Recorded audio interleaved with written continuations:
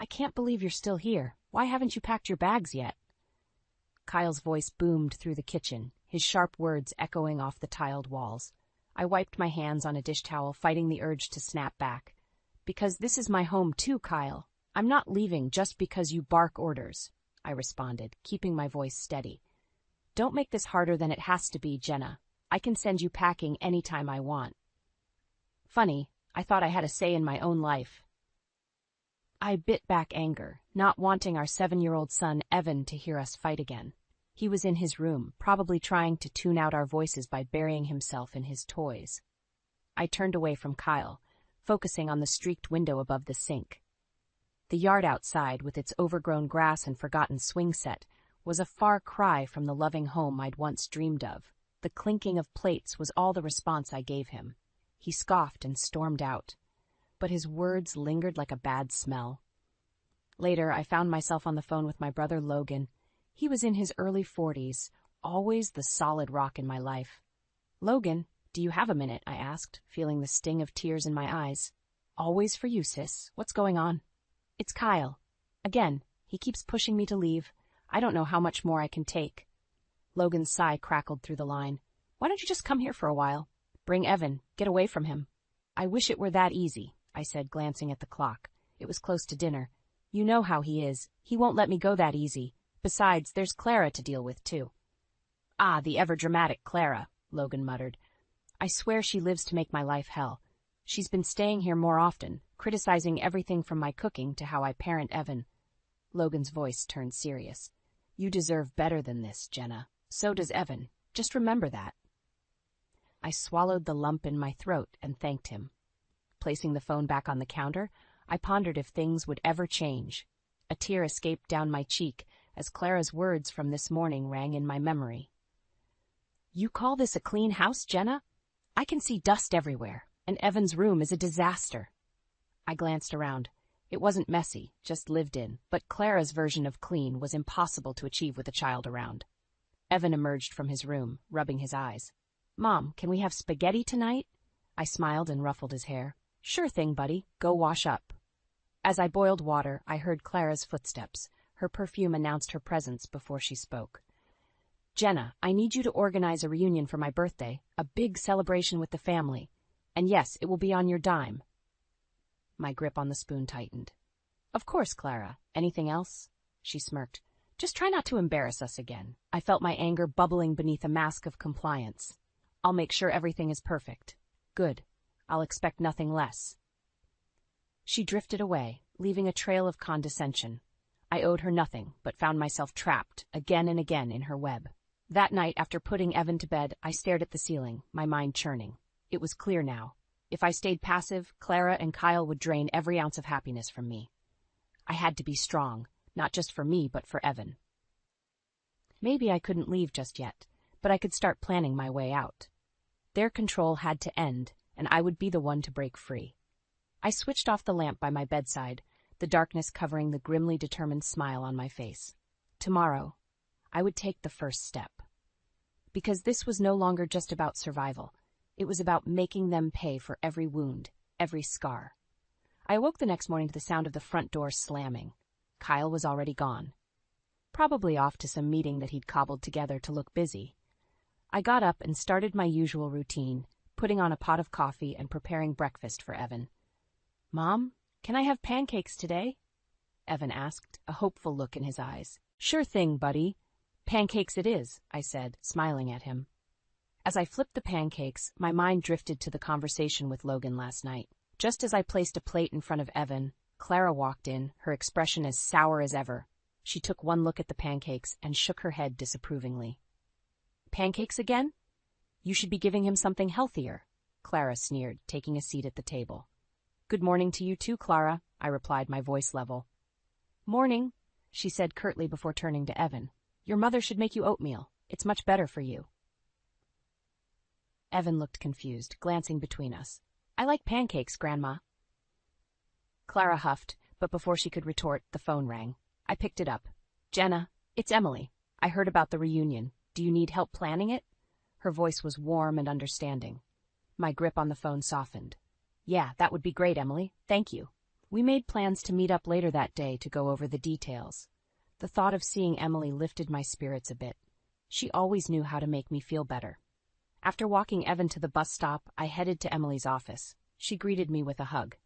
"Let's get you some coffee," Emily said, leading me to her cozy office. We sat down and I poured out the whole story. Kyle's threats, Clara's insults, the forced reunion. Emily listened, her face a mask of concern. "Jenna, you're stronger than you think. We'll make this reunion, but on your terms." We spent the next hour brainstorming. Emily's ideas were brilliant. She suggested ways to subtly sabotage the reunion, making it seem like everything was perfect on the surface while slowly exposing the cracks underneath. "That's genius," I said, feeling a strange sense of empowerment. "It's what friends are for." "We'll show them who's really in charge," Emily said, her eyes gleaming with determination. When I returned home, Clara was waiting in the living room, her sharp eyes narrowing as I entered. "Where have you been? This house isn't going to clean itself," she snapped. "I was meeting with Emily to plan your reunion," I said, keeping my voice calm. "Well, make sure it's done right, and remember, no expenses spared. I want this to be remembered," Clara demanded, as if she were the queen, and I, her lowly subject. "Of course, Clara. It will be unforgettable," I replied, and I meant every word. As Clara strutted away, I clutched my phone, ready to text Emily. The plan was starting to take shape. That evening, as I tucked Evan in, he looked up at me and said, "Will you be at the reunion too, Mom?" "Yes, sweetheart, I will. But it's just a party for adults, so you won't have to worry about it," I assured him, brushing back his hair. "Okay, I just don't like it when Grandma makes you sad," he said softly. I kissed his forehead. "Don't worry about that, Evan. Things are going to get better." As I closed his door, I realized that my battle wasn't just for me. It was for Evan, too. Protecting him from the toxic web Clara and Kyle had spun was as important as breaking free myself. The next few days, I worked with Emily on the reunion plans while maintaining a facade of obedience at home. With every snide comment from Clara, with every dismissive glance from Kyle, my resolve hardened. Soon, very soon, they'd all see the truth. And this elaborate facade they had built would come crashing down, leaving nothing but the rubble of their pretenses and lies. Kyle cornered me in the hallway right after I finished tucking Evan in. I could see the frustration etched on his face. "Jenna, about this reunion, I expect you to handle everything. All the logistics, the finances, everything." I nodded, keeping my expression neutral. "Of course, I already have a plan." "You better not screw this up," he added, leaning in close enough for me to smell the whiskey on his breath. "I won't." I stepped back, creating some distance between us. "Anything else?" He smirked. "Just remember, all eyes will be on you. If you fail, it's on you." His threat hung in the air as he turned and walked away, leaving me standing there with a sense of impending doom. My phone buzzed in my pocket. It was a message from Logan. "Need anything? Call me." I felt a surge of gratitude, but tonight wasn't the night to call. Kyle's words still echoed in my head, but there was something else I needed to focus on, figuring out how to turn his arrogance into an opportunity. The next day, I was back at Emily's office. She had files and folders spread out, charts showing everything from seating plans to catering options. "Emily, have you ever managed something this complicated before?" I asked, slightly overwhelmed. She laughed. "This is my forte, Jenna, but more importantly, how are you holding up?" "I'm ready to play my part," I replied. "Kyle wants me to handle everything, and I plan to do just that." A look of concern crossed her face. "We need to make sure you stay focused. Don't let him or Clara break your spirit." "Trust me, they won't get the better of me," I said with a determined smile. Together, we went through every detail. Emily had contacts in every industry you could imagine. We arranged for the best caterers, the most exquisite decorations, and a guest list that would make Clara proud on the surface. But underneath it all, there was a carefully laid trap. That evening, after making dinner for Evan and putting him to bed, I decided to confront Kyle about something that had been bothering me: the finances. I had stumbled across his credit card statements hidden in his office a few days ago. The balances were staggering, and it painted a different picture from the one he usually showed. "Kyle, we need to talk about something," I started as he watched TV. "What now?" he asked, not even bothering to look away from the screen. Our finances. I found some statements, and it looks like we're in trouble. He muted the TV and stared at me. You had no right to snoop around, he snapped. What's going on, Kyle? Why are we in so much debt? All you need to know is that I have it under control. Stay out of it, he said, standing up and towering over me.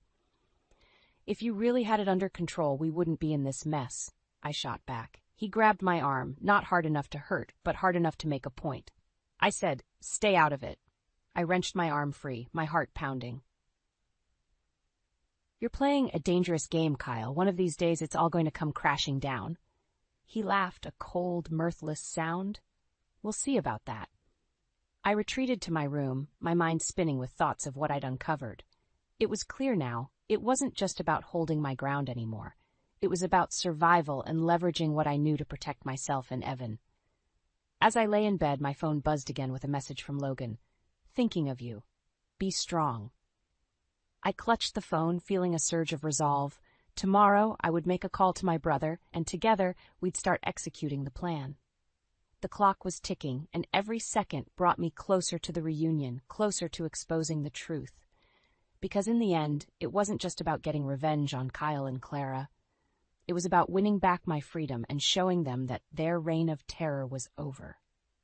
The following morning, I woke with a clear mission. Jenna 2.0 was ready to fight back. I called Logan, who picked up after the first ring. Jenna, what's going on? He asked, voice full of worry. I need your help. It's about the reunion. I explained the situation and the financial trouble Kyle was hiding. Logan didn't hesitate. I'm here for you. I'll do whatever it takes to get you out of there, he said. I just need to gather more info, cover my bases, I replied. We agreed to meet later to go over the details of what I had found. But first, I needed to put on the show of a lifetime for Kyle and Clara. Emily and I continued with the planning, her keen eye and vast experience proving invaluable. We met with caterers and decorators, inspecting sample menus and color palettes. Every interaction was a chess move, positioning the pieces just right.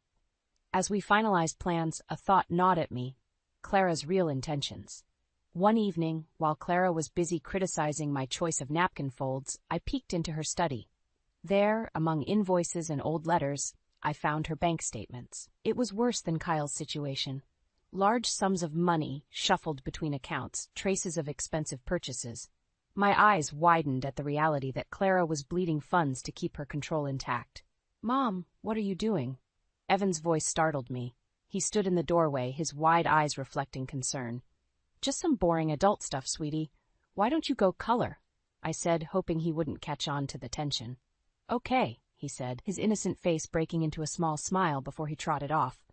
I slipped the papers back and carefully exited the room. As Clara emerged from the kitchen, her eyes narrowed. What were you doing in my study?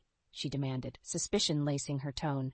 Just looking for some old family photos. I lied easily, meeting her gaze without wavering. Don't touch my things, Clara hissed, her nostrils flaring.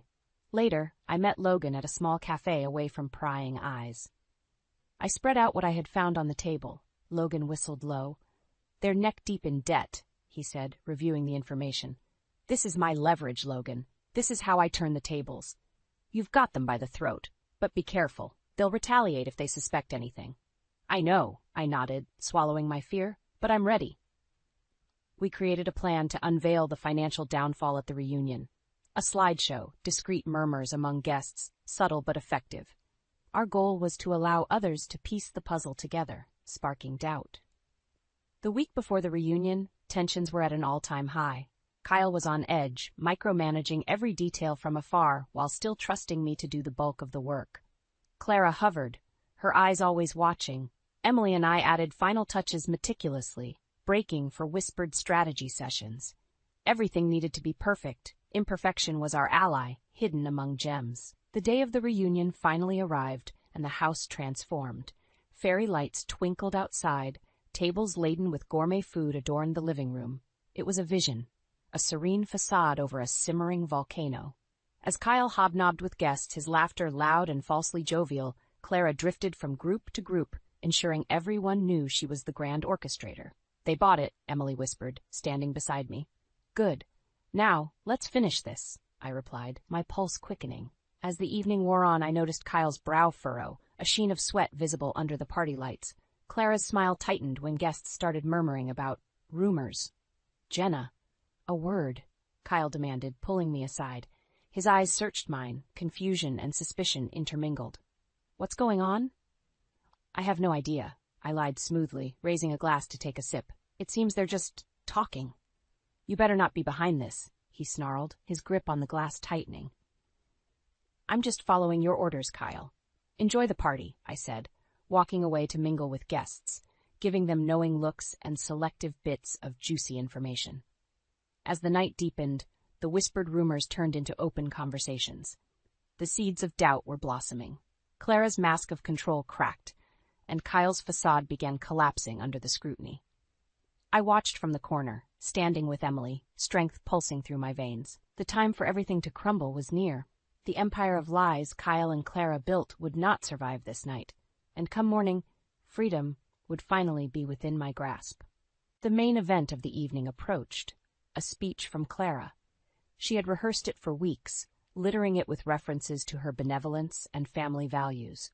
Standing in front of the guests, she cleared her throat, her voice ringing out. "Good evening, everyone. Thank you all for being here to celebrate my birthday and the unity of our family." Kyle stood by her side, nodding along. His eyes darted nervously through the crowd. I exchanged a glance with Emily, who gave me a reassuring nod. "We have so much to be grateful for, and I'd like to take this moment to express my sincere gratitude. It hasn't always been easy," Clara continued, her voice tinged with fake humility. In the back of the room, Logan began to quietly circulate, strategically striking up conversations about the whispers he heard regarding Kyle and Clara's financial situation. The rumors began to ripple through the crowd, each murmur louder than the last. I approached the stage with a tray of champagne, stepping up to Clara as she finished her speech. "A toast to your health and happiness, Clara," I said loudly enough for everyone to hear. Clara smiled thinly, accepting the glass. "To family," she echoed, lifting it high. As everyone clinked their glasses, I caught Kyle's eye and nodded toward the projector screen where the slideshow was about to start. He didn't know what was coming, but unease crept into his expression. The first few slides were innocent family photos, but as the montage progressed, images of extravagant purchases and high-life snapshots began to blend with spreadsheets showing massive debts. Gasps filled the room. Clara's smile faltered. "Wait, what's this?" she stammered, panic rising in her voice as the images began to tell a damning story. Kyle's face grew pale. He lurched forward, trying to stop the presentation, but Logan intercepted, making it look like an accident. "Sorry, didn't see you there, Kyle," Logan said, stepping aside with a grin. "What are you doing?" Kyle hissed at me, his voice low and venomous. "Just sharing a complete picture of family unity, like Clara said," I replied, my eyes cold. Murky secrets spilled out as the slides continued. Faces in the crowd turned from curiosity to shock, disgust tracing their features. Key family members, the ones who mattered most to Clara and Kyle, began whispering among themselves, their faith shaken. Clara's grip on her champagne flute tightened, and she turned to me, eyes blazing with fury. You did this." I stood my ground, meeting her gaze evenly. "Everyone deserves to know the truth." Kyle stormed toward the projector, yanking the plug out. "Enough!" he barked, but the damage was done. Silence hung heavy in the room. Clara tried to compose herself, a manic desperation in her eyes. "Please, everyone, this is a misunderstanding. It's not what it looks like." One of Kyle's uncles, an imposing figure named Robert, stepped forward. "A misunderstanding? How do you misunderstand years of debt and deceit?" Kyle stammered. "Uncle Robert, please, we can explain." "No need. I can't believe this is how you've been operating, Kyle," Robert said with a disappointed shake of his head. The atmosphere shifted irrevocably. Clara's regal demeanor crumbled, and she looked around helplessly. Kyle's attempts to salvage the night failed miserably. Guests began to leave, their polite goodbyes tinged with disdain. Emily leaned in, whispering, "You did it. They're done." As Clara staggered out of the room, she shot me a withering look. "You think you've won, but this isn't over." Kyle followed her, dejected and defeated. I watched them go, feeling an overwhelming surge of relief and triumph. The clock ticked closer to midnight, and the house, once a battlefield, began to return to its usual silence. Logan and Emily stayed behind to help clean up, their presence a calming balm on a night filled with chaos. "Thank you," I said, hugging them tightly. "No thanks needed, sis. You were incredible," Logan said, pride in his eyes. Emily added, "This is just the beginning, Jenna. Now you can start truly living." And for the first time in a long while, I believed her. The house that had once felt like a prison was now just a building, stripped of its power over me. Tomorrow would be a new day, and I was ready to face it, stronger and freer than ever before. The morning after the disastrous reunion, I woke up feeling strangely light, but the sound of Clara's strident voice soon shattered the newfound peace. "How dare you humiliate us like that?" Clara screeched, barging into the kitchen where I was making Evan's breakfast.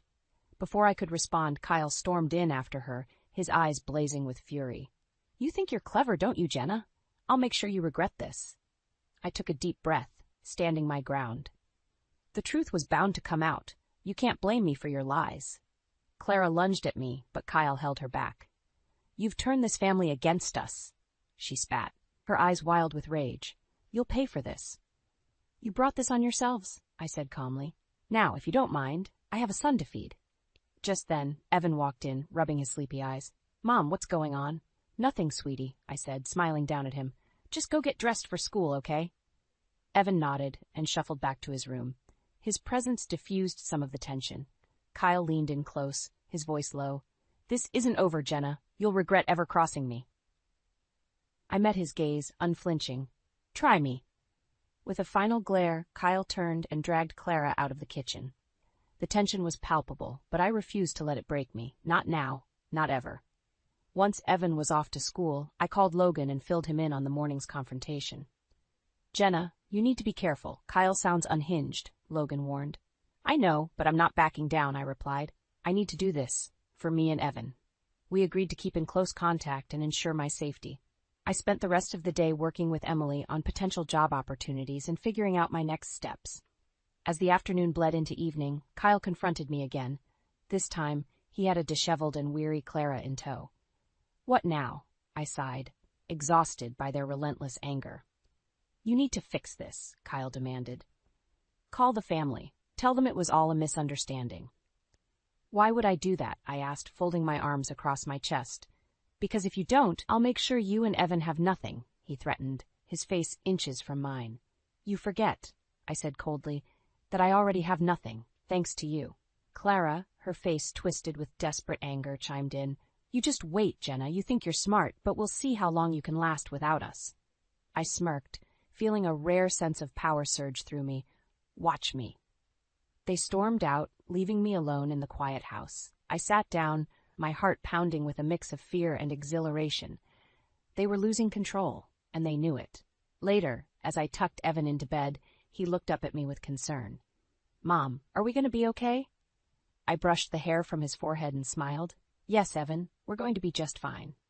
The days following the reunion were a whirlwind of whispers, calls from concerned family members, and the slow unraveling of Kyle and Clara's control. The final blow came when Robert, Kyle's influential uncle, arrived unannounced.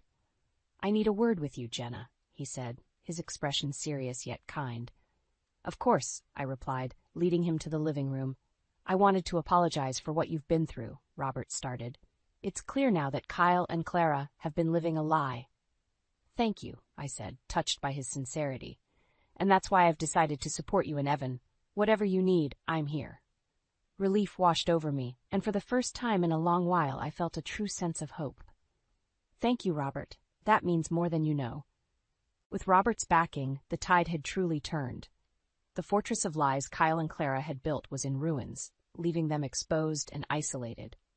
That evening, as I stood on the porch watching the sunset, I knew the battle was far from over.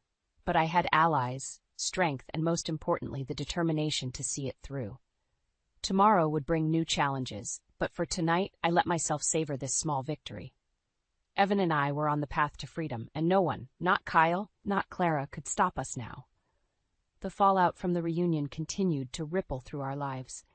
Clara's usual iron grip on the family began to weaken, her manipulations exposed to those who once revered her. She was dealing with the social ostracism that came with her unveiled deceit, while Kyle's temper spiraled out of control. One evening, Kyle confronted me, his anger a barely contained storm. "You've ruined everything, Jenna," he shouted, his face flush with rage. I stood firm, keeping my voice steady. "This was your doing, Kyle.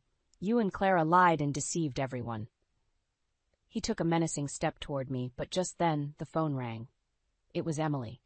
I answered, keeping my eyes locked on Kyle. "Jenna, are you okay?" Emily asked, her voice tight with concern. "I'm fine, Emily," I replied, my tone deliberately calm. "What's up?" "I've got a job opening at the planning business. I think you'd be a perfect fit. Can you come by tomorrow to discuss it?" I couldn't help the small smile that tugged at my lips. "Absolutely. Thanks, Emily. I'll see you then." As I hung up, Kyle's snarl pulled me back. "A job? Now you think you can just walk away?" "Yes, Kyle, that's exactly what I think," I replied, walking past him without fear. The next day, I met with Emily and signed on to help her with events. It was a small but empowering start, a step toward financial independence. Later that week, Clara's desperation reached new heights. At a family gathering, which she had not organized, a scene erupted. Clara stumbled to her feet, visibly intoxicated. "You all believe Jenna's lies over your own blood," she shrieked, swaying slightly. I watched from the corner, seeing key family members cringe and move away.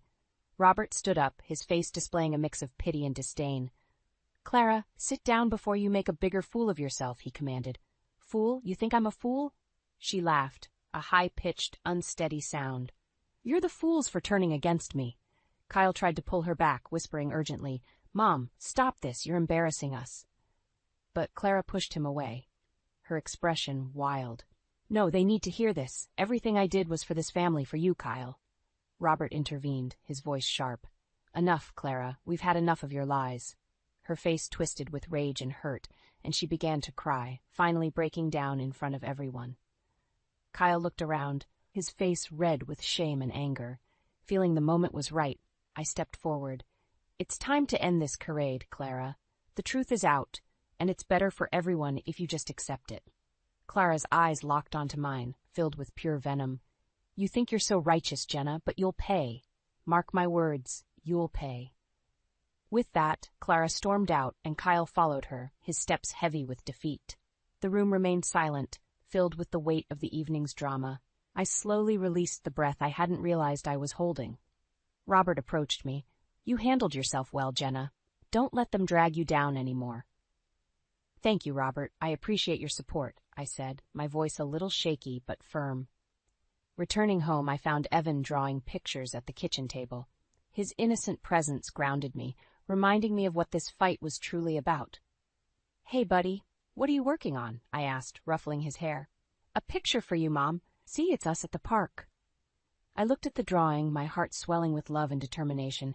"It's beautiful, Evan, just like you." The days went by, and slowly the storms receded. Clara retreated from social circles. Her influence diminished. Kyle, faced with the full extent of his financial ruin, became a shadow of his former self. Meanwhile, my routine with Evan became a source of strength. Mornings full of breakfast laughter, evenings filled with bedtime stories. The toxicity that once dictated our lives was fading, replaced by peace. As I lay in bed one night, my phone buzzed with a message from Logan. "Proud of you, sis. You did it." I smiled, feeling a deep sense of accomplishment. "Yes, we did," I whispered to myself, knowing this victory wasn't mine alone. Evan's quiet breathing from his room was a reminder that our journey was far from over, but for the first time I felt we were truly free. And that was more than enough to face whatever came next.